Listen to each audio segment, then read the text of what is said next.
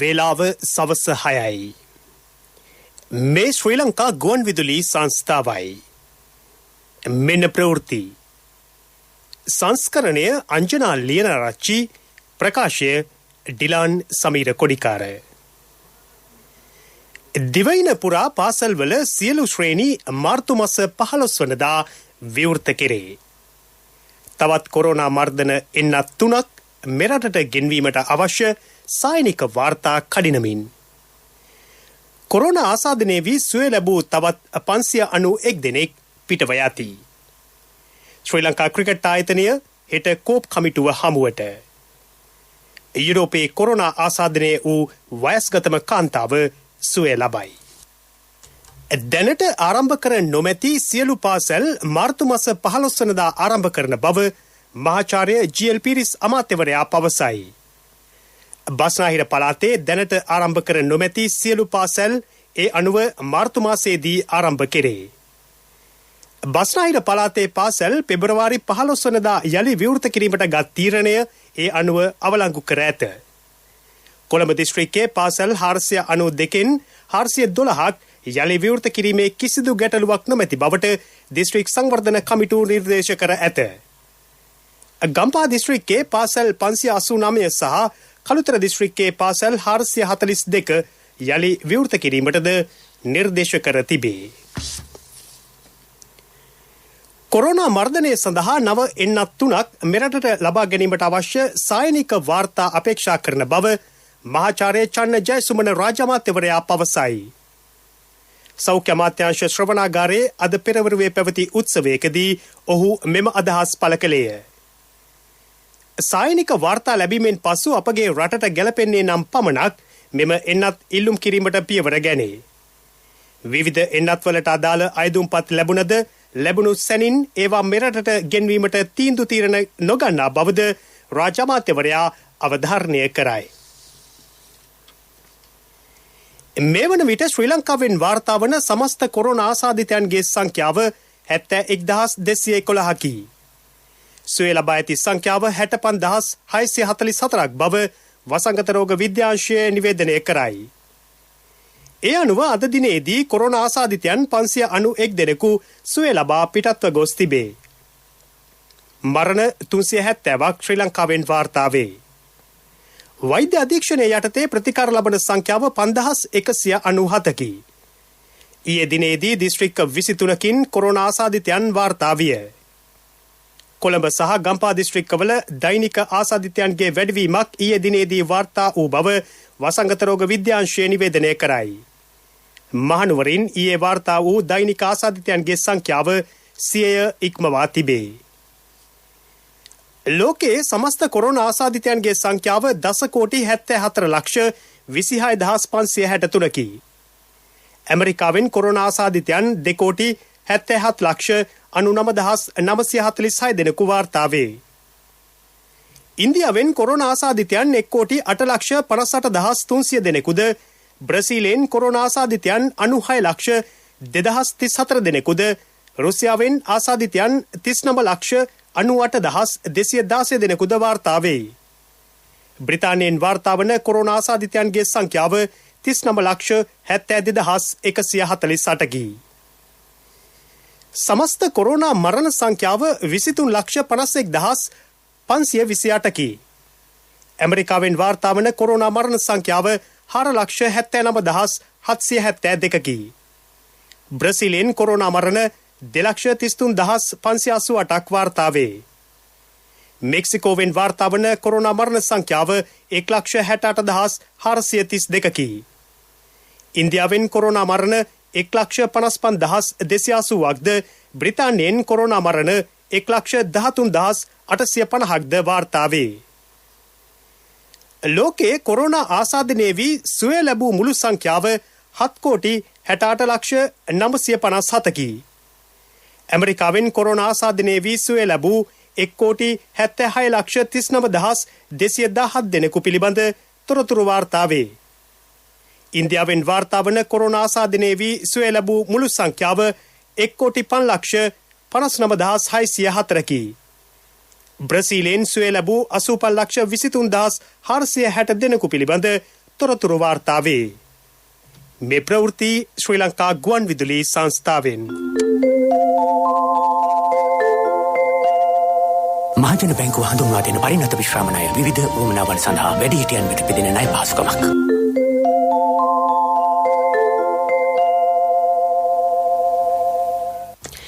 රජයේ සංවර්ධන වැඩපිළිවෙලට අදාළ නිවැරදි තොරතුරු මාධ්‍ය ඔස්සේ සමාජගත විය යුතු බව ආචාර්ය කෙහෙලිය රබුක්වැල්ල අමාත්‍යවරයා පවසයි. ජනමාධ්‍ය අමාත්‍යාංශයේ අද පෙරවරුවේ පැවති දැනුම්වත් කිරීමේ හමුවකදී ඇමතිවරයා පැවසුවේ රාජ්‍ය මාධ්‍යවලින් මෙන්ම පෞද්ගලික මාධ්‍යවලින්ද මෙසේ දැනුවත් කිරීම සිදුවිය යුතු බවයි. රජයේ සංවර්ධන වැඩපිළිවෙල පිළිබඳ තොරතුරු නිවැරදිව සමාජගත නොවීමෙන් ගැටලු රැසක් මතුවේ. මේ හේතුවෙන් නිවැරදි තොරතුරු සමාජගත කිරීමේ වගකීම රාජ්‍ය මෙන්ම පෞද්ගලික මාධ්‍යයටද පැවරෙන බව අමාත්‍යවරයා අවධාරණය කළේය. එක් ප්‍රාදේශීය ලේකම් කොට්ටාශයකට එක් අංග සම්පූර්ණ ග්‍රාමීය ක්‍රීඩා පිටියක් ලබා දීමේ වැඩපිළිවෙල ලබන මාර්තු මාස 1 වෙනිදා ආරම්භ කරන බව නාමල් රාජපක්ෂ අමාත්‍යවරයා පවසයි. ඒ අනුව ප්‍රාදේශීය ලේකම් කොට්ටාශ 342ක් සඳහා මුදල් වෙන් කර ඇත. එක් ප්‍රාදේශීය ලේකම් කොට්ටාශයකට වෙන් කර ඇති මුදල රුපියල් ලක්ෂ 15කි. අද පැවති මාධ්‍ය හමුවකදී ක්‍රීඩා අමාත්‍යවරයා වැඩිදුරටත් පැවසුවේ ක්‍රීඩා පිටි නඩත්තු කිරීමේ වැඩපිළිවෙලක්ද ආරම්භ කර ඇති බවයි. මේ අතර ක්‍රීඩා පිටියකින් උපයන ආදායම එම ක්‍රීඩා පිටියේ පරිපාලන කමිටුවට ලැබෙන ආකාරයේ වැඩපිළිවෙලක් සකස් කර ඇතැයි නාමල් රාජපක්ෂ අමාත්‍යවරයා වැඩිදුරටත් පැවසීය. සෑම සංවර්ධිත ක්‍රීඩා පිටියකටම ඉදිරියේදී පරිපාලන කමිටුවක් ස්ථාපිත කෙරේ. එම සංවර්ධන කමිටු හරහාම ක්‍රීඩා පිටි සංවර්ධනය කෙරෙන බවද ඔහු කියයි. අධ්‍යාපන කලාප 100ක පාසල් ක්‍රීඩා පිටි සංවර්ධනයටද පියවර ගැනේ. ඒ අනුව එක් අධ්‍යාපන කලාපයක් සඳහා රුපියල් ලක්ෂ 32ක මුදලක් ලබා දෙන බව නාමල් රාජපක්ෂ අමාත්‍යවරයා පවසයි. මේ අතර තෝරාගත් පාසල් සඳහා මීටර් 130ක සුපිරි ධාවන පත ලබා දෙන බවද ඇමතිවරයා සඳහන් කරයි. වැඩිදුරටත් අදහස් දැක්වූ අමාත්‍යවරයා ප්‍රදේශයේ තියෙන පොලිසිය, ක්‍රීඩා සමාජ, වෙළඳ සංගම්, ව්‍යාපාර සංගම් මේ සියල්ලම එකතු කරලා පරිපාලන කමිටුවක් ප්‍රධාන ක්‍රීඩාංගණයටම අපි හදන්න බලාපොරොත්තු වෙනවා. ඒ වගේම මේ ග්‍රාමීය ක්‍රීඩාංගන, ක්‍රීඩා සමාජවලට වගකීම බාර දෙන්න අපි කටයුතු කරනවා. මොකද ඒ තුල මේ හැම ග්‍රවුන්ඩ් එකෙන් ලැබෙන ආදායමක් තියෙනවා. ඒ ආදායම ක්‍රීඩා පරිපාලන කමිටුවට ලබා දෙන්න අපි කටයුතු කරනවා. ඒ තුල පුළුවන් අපට වගකීම් යුතු පුද්ගලයෙක් සහ කණ්ඩායමක් ඉන්නවා එතකොට ක්‍රීඩාංගනේ. දැන් අපි දකින්න දේ තමයි සමහර වෙලාවට ක්‍රීඩාංගනයකට ගියාම එක්කෝ ඒක ප්‍රාදේශීය සභාවට අයිති ක්‍රීඩාංගනයක් කියනවා. එහෙම නැත්නම් ඒක පළාත් සභාවට අයිති කියලා කියනවා. එහෙම නැත්නම් අයිතිකාරයෙක් නැති ක්‍රීඩාංගන බොහොමයක් තියෙනවා. ඉතින් මේවා නඩත්තුවක් වෙන්නේ නැහැ. ඉතින් අපි මේ විවේදම් කරන මුදල් වල ප්‍රතිඵලයක් තියෙනවා. ඒ අනුව අප බලාපොරොත්තු වෙන්නේ ඒ පරිපාලන කමිටුව හරහා සහ ක්‍රීඩා සමාජ හරහා මේ ක්‍රීඩා පිටිනේ ටික පරිපාලනය කරන්න. ශ්‍රී ලංකා ක්‍රිකට් ආයතනය පාර්ලිමේන්තුවේ පොදු ව්‍යාපාර පිළිබඳ කාරක සභාව හමුවට හෙට දිනේදී කැඳවා ඇතැයි කමිටුවේ සභාපති මහාචාර්ය චරිත හේරත් මන්ත්‍රීවරයා පවසයි. 2017 සහ 2018 මූල්‍ය වර්ෂවලට අදාළ විගණකාධිපති වාර්තාව සහ එහි කාර්ය සාධනය පිළිබඳ විමර්ශනය කිරීම මෙහිදී සිදුවේ. මීට පෙරද ශ්‍රී ලංකා ක්‍රිකට් ආයතනය කෝප් කමිටුව හමුවට කැඳවිනි. කමිටුව හෙට පස්වරු 2ට පාර්ලිමේන්තුවේදී රැස්වේ. ජාතික මැණික් හා ස්වර්ණාභරණ අධිකාරී පනත යටතේ නියෝග පාර්ලිමේන්තුවේදී අද විවාදයට ගැනිණි. ඒ ඉදිරිපත් කරමින් අදහස් දැක්වූ වාසුදේව නානායක අමාත්‍යවරයා පැවසුවේ මැණික් වෙළඳාමෙන් වාර්ෂිකව ලැබෙන ආදායම ඩොලර් බිලියන 5 දක්වා ඉහළ නැංවීම ඉලක්කය බවයි.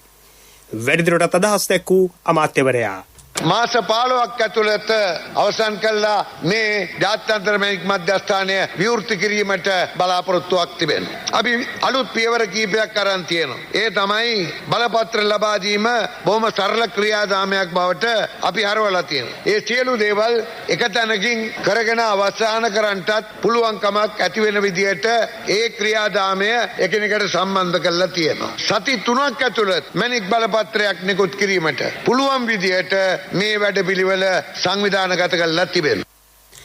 විවාදයට එක් වූ බුද්ධික පතිරණ මන්ත්‍රීවරයා පැවසුවේ මැණික් නිෂ්පාදනය කරන අනෙකුත් රටවල් සමග තරඟකාරී වෙළඳපළට පිවිසීමට කටයුතු කළ යුතු බවයි. ප්‍රාග්ධනය හිඟවීම නිසා පතල් කර්මාන්තයේ නිරත අය අපහසුතාවයට පත්වන බවද ඔහු සඳහන් කළේය. අන්තවාදය පතුරවන සියලු සංවිධාන ඉදිරියේදී අහෝසි කරන බව සරත් වීරසේකර අමාත්‍යවරයා පවසයි. අධ්‍යාපන අමාත්‍යාංශයේ නියාමනයට පටහැනිව ක්‍රියාත්මක කරන මද්‍රසා පාසල් වසා දැමීමටද පියවර ගැනේ.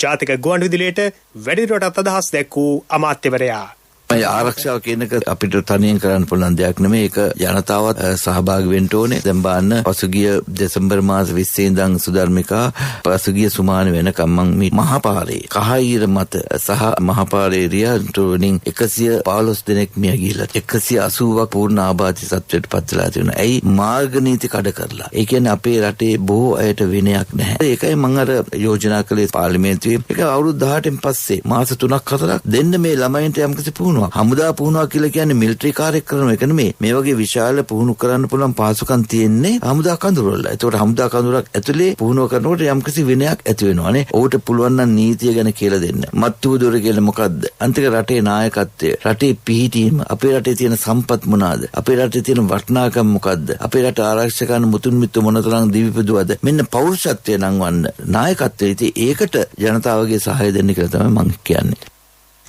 ශ්‍රී ලංකා ගුවන්විදුලි සංස්ථාව දීපව්‍යාප්තව විහාරස්ථානවල සංවිධානය කරන රතන සූත්‍රයේ සජ්ජායනය කිරීමේ වැඩසටහනේ 106 වැන්න කෑගල්ල හෙට්ටිමුල්ල ඓතිහාසික මකුරාව විහාරස්ථානයේදී අද පැවැත්වේ.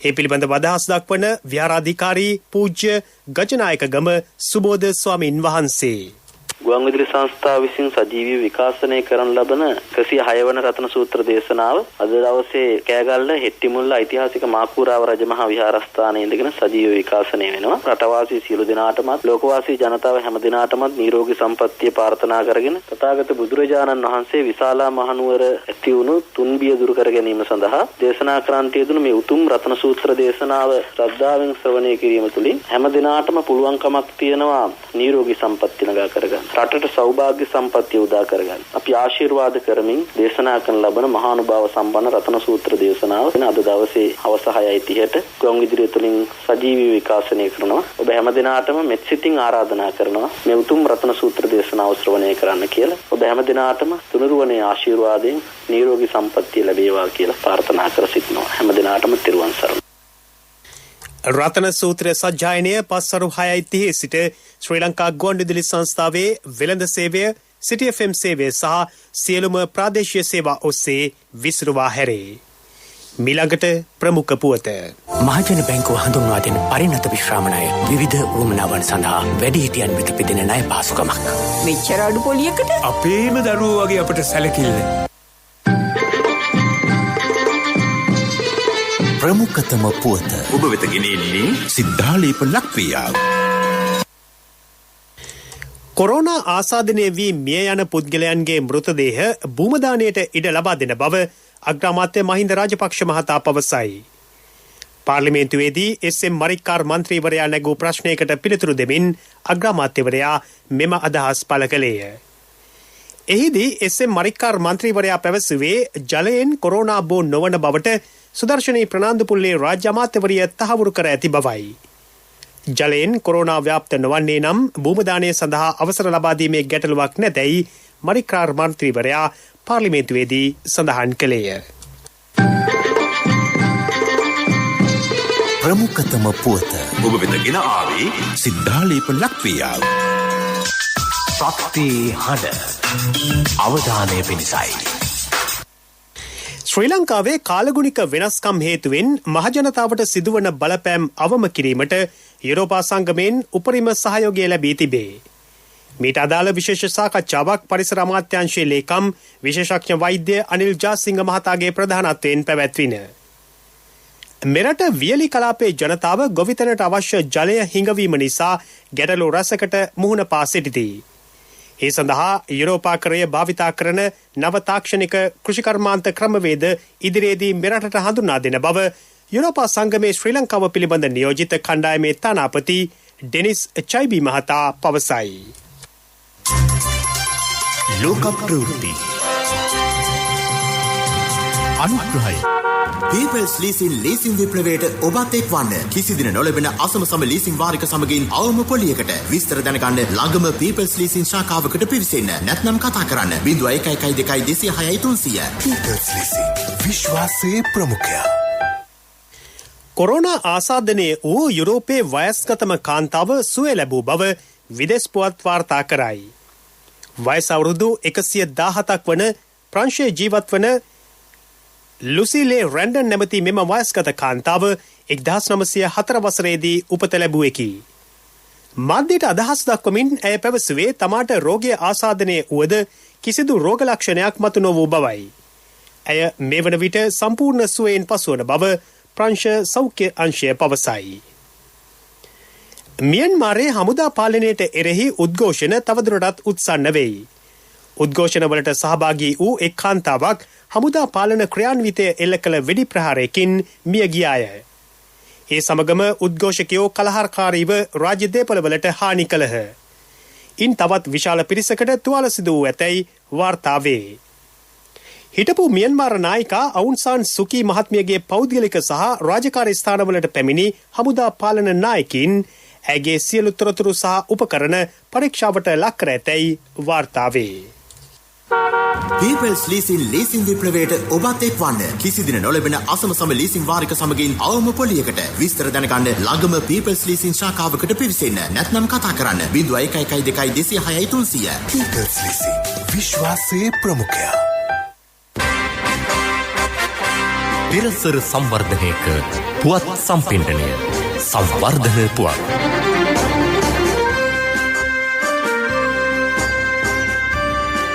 ගමනාගමනය පහසු කර ගැනීමට නම් මාර්ග පද්ධති යහපත් මට්ටමක පැවතිය යුතුයි. එමගින් දෛනික ජීවිතය ඉතා පහසු වනවා.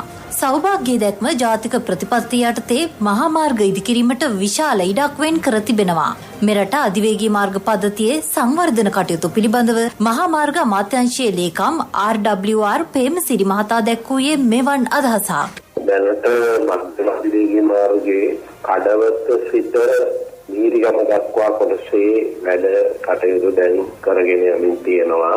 ඒ වගේම දෙවැනි කොටස වන නීරිගම සිට කුරුණෑගල දක්වා කොටසේ වැඩ දැන් බොහෝ දුරට අවසන් වෙලා තියෙනවා.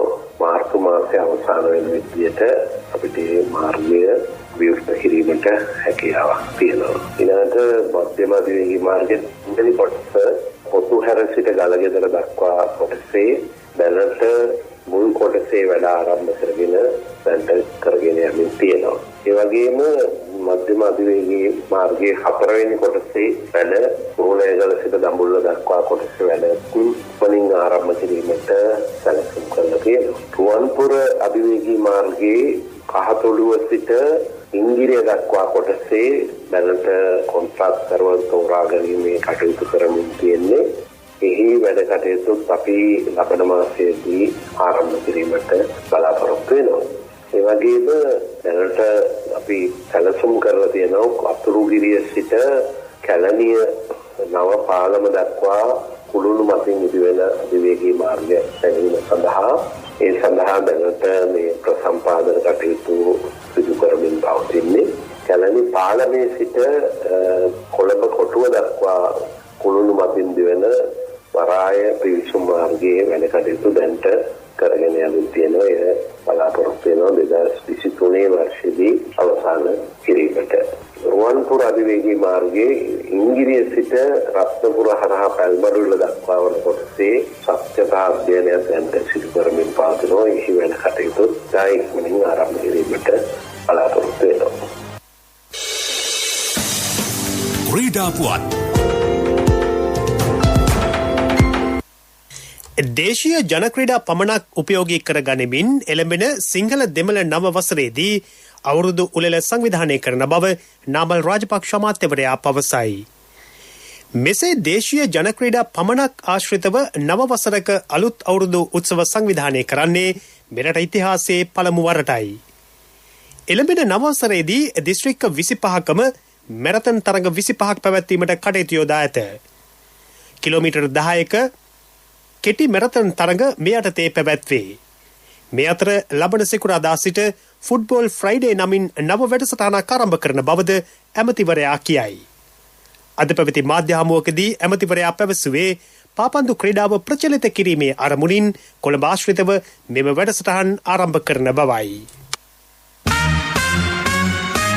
ව්‍යාපාරික පුවත් ඔබ වෙත ගෙන එන්නේ 2021 වසරේ පළමු ශ්‍රේණියට ඇතුළු වන පුංචි හපනුන්ට ජාතික ඉදිරි කිරීමේ බැංකුවේ හපන් ගිණුමෙන් රුපියල් 1000ක තැන්පතුවක්. ඔබේ මුදලට සුරක්ෂිතම ස්ථානය ජාතික ඉදිරි කිරීමේ බැංකුව.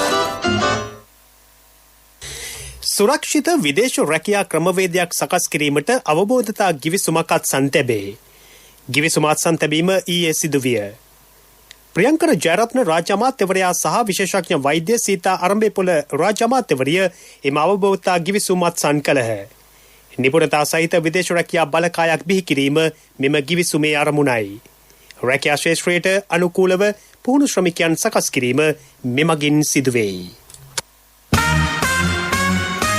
ව්‍යාපාරික පුවත් ඔබ වෙත ගෙන ආවේ 2021 වසරේ පළමු ශ්‍රේණියට ඇතුළු වන පුංචි හපනුන්ට ජාතික ඉදිරි කිරීමේ බැංකුවේ හපන් ගිණුමෙන් රුපියල් 1000ක තැන්පතුවක්. වැඩි පොලියක් ඉතුරු ගිණුමට 100% රාජ්‍ය ආරක්ෂාව. ශිෂ්‍යත්ව විභාගය සඳහා ආදර්ශ ප්‍රශ්න පත්‍ර කට්ටල් සහ දිවයින පුරා විහිදුණු ශාඛා ජාලය හා තැපැල් උපතැපැල් කාර්යාල ජාලය මගින් ගනුදෙනු කිරීමේ හැකියාව. ඔබත් අදම ඔබේ සිඟිත්තාගේ අනාගතය වෙනුවෙන් හපන් ගිණුමක් කරවන්න. කොන්දේසි අදාළ වේ. ඔබේ මුදලට සුරක්ෂිතම ස්ථානය ජාතික ඉදිරි කිරීමේ බැංකුව.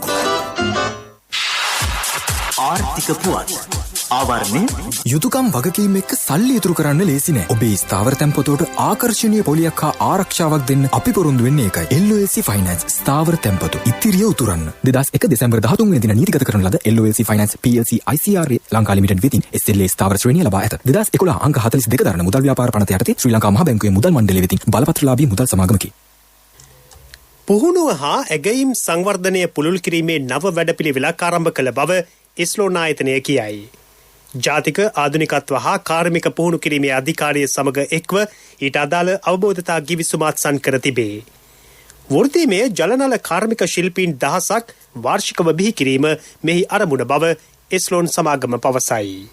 මගේ මහත්තයා දාපු මේ රත්තරන් මුද්ද තමයි මගේ ජීවිතේ. LOLC එකට ඔයාලගේ රත්තරන් පණ වගේ. ඔයාලගේ රන් බහඬ අපි ළඟ තියනකල් ඔයාලට ජීවිත රක්ෂණයකුත් දෙන්නේ අපි විතරයි. වෙලාවට ගෙවා ගන්න බැරි වුණොත් ඔයාලගේ රත්තරන් කොහොම හරි ඔයාලටම දෙන එකයි අපේ ප්‍රතිපත්තිය. ගෙවා ගන්න අමාරු වුණොත් අපි කතා කරලා විසඳුමකුත් දෙනවා. මුද්දට මං හිතපු නැති ගාණක් හම්බුණා. ආපු ගමන් වැඩෙත් උනා. වටිනා තෑග්ගකුත් හම්බුණා. LOLC එක කරන ගනුදෙනුවක් රත්තරන් වටින ගනුදෙනුවක් කියන්නේ ඒකනේ. LOLC Finance රන්සවි රන්නය සේවාව. රත්තරන්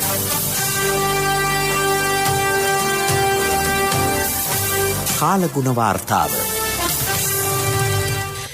දිවයිනේ බොහෝ ප්‍රදේශවල ප්‍රධාන වශයෙන් වැසි රහිත කාලගුණ තත්ත්වයක් පවතින බව කාලගුණ විද්‍යා දෙපාර්තමේන්තුව පවසයි. මධ්‍යම සබරගමුව සහ ඌව පළාත්වලත් ගාල්ල සහ මාතර දිස්ත්‍රික්කවලත් උදැසන කාලයේදී මීදුම් සහිත තත්ත්වයක් ඇතිවිය හැකිය.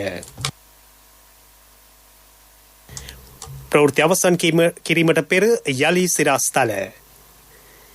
දිවයින පුරා පාසල්වල සියලු ශ්‍රේණි මාර්තු මස 15 වනදා විවෘත කෙරේ. තවත් කොරෝනා මර්ධන එන්නත් 3ක් මෙරටට ගෙන්වීමට අවශ්‍ය සායනික වාර්තා කඩිනමින්. කොරෝනා ආසාදනය වී සුවය ලැබූ තවත් 591 දෙනෙක් පිටව යති. ශ්‍රී ලංකා ක්‍රිකට් ආයතනය හෙට කෝප් කමිටුව හමුවට. යුරෝපයේ කොරෝනා ආසාදනය වූ වයස්ගතම කාන්තාව සුවය ලබයි. ප්‍රවෘත්ති සමාප්තයි.